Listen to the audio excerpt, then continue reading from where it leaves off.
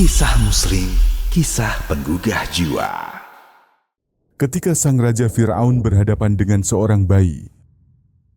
Cerita ini dimulai ketika Fir'aun membuat sebuah keputusan yang menggemparkan seantero Mesir. Setelah ia mendengar informasi bahwa kelak akan muncul seorang laki-laki dari Bani Israel yang akan menghancurkan kerajaannya. Dalam ketakutan, Fir'aun memutuskan untuk membunuh setiap bayi laki-laki yang lahir dari Bani Israel, membiarkan para wanita mereka untuk hidup. Bahkan Fir'aun mengutus tentaranya untuk mencari wanita-wanita hamil dan menunggu hingga mereka melahirkan. Di masa inilah Allah mentakdirkan Nabi Musa alaihissalam lahir. Bayangkanlah bagaimana rasa takut yang dirasakan para ibu Bani Israel pada saat itu. Tak terkecuali bagi seorang ibu yang sedang menyembunyikan kandungannya, yang kelak akan melahirkan Musa alaihissalam. Tak lama waktu berlalu, maka sang ibu Musa pun melahirkan bayinya. Maka Allah mengilhamkan kepadanya. Dan kami wahyukan kepada ibu Musa, susuilah dia. Dan apabila kamu khawatir terhadapnya, maka jatuhkanlah dia ke sungai Nil. Janganlah takut dan jangan bersedih hati. Quran Surat Al-Qasas ayat 7. Perintah ini bukanlah perintah yang ringan. Bagi seorang ibu, menghanyutkan bayi ke sungai adalah tindakan yang membahayakan. Namun Allah menenangkan ibu Musa dengan firman-Nya. Sesungguhnya kami akan mengembalikannya kepadamu dan menjadikannya salah seorang dari para rasul. Quran Surat Al-Qasas ayat 7. Akhirnya, ibu Musa menaati perintah Allah Ta'ala. Ia pun menghanyutkan putranya ke sungai karena tak ada harapan lain untuk keselamatan bayinya.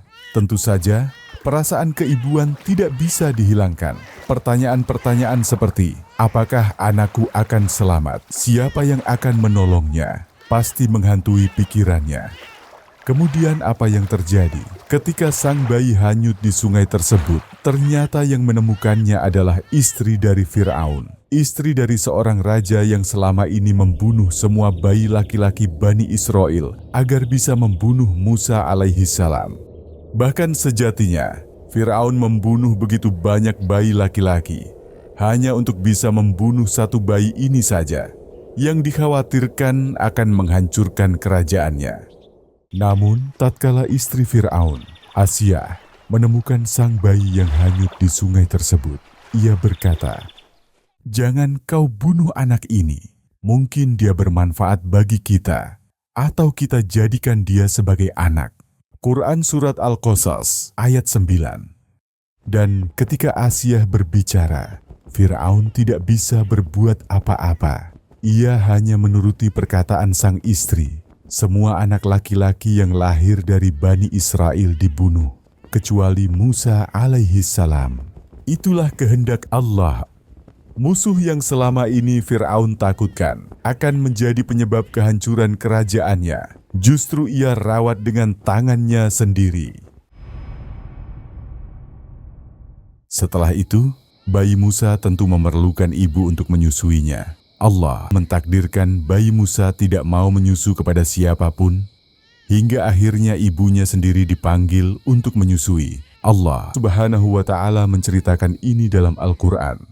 Maka kami kembalikan dia kepada ibunya, agar hatinya senang dan tidak bersedih hati, dan agar ia mengetahui bahwa janji Allah itu benar. Tetapi kebanyakan manusia tidak mengetahuinya. Quran Surat Al-Qasas ayat 13. Lihatlah betapa tak berdayanya Fir'aun dan seluruh bala tentaranya di hadapan skenario yang Allah takdirkan. Siapa yang bisa menyentuh Musa yang masih bayi ketika Allah ingin menyelamatkannya? Apakah kita masih meragukan kekuasaan Allah? Apakah kita akan meragukan apa yang dijanjikan Allah? Allah pun menepati janjinya untuk mengembalikan Musa kepada ibunya agar ibunya tidak bersedih. Dan agar ia mengetahui bahwa janji Allah itu pasti benar. Pertanyaan untuk kita sekarang adalah, berapa banyak janji Allah di dalam Al-Quran? Banyak sekali.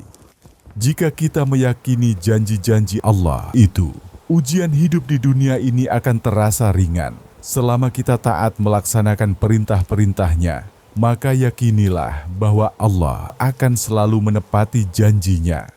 Inilah awal dari kisah Nabi Musa yang penuh dengan pelajaran tentang keyakinan kepada Allah. Orang yang beriman dan menjalankan perintah Allah tidak akan Allah sia-siakan, baik di dunia maupun di akhirat. Maka, pastikanlah kita tidak menyelisihi perintah Allah dan pastikan kita terus bertakwa kepadanya.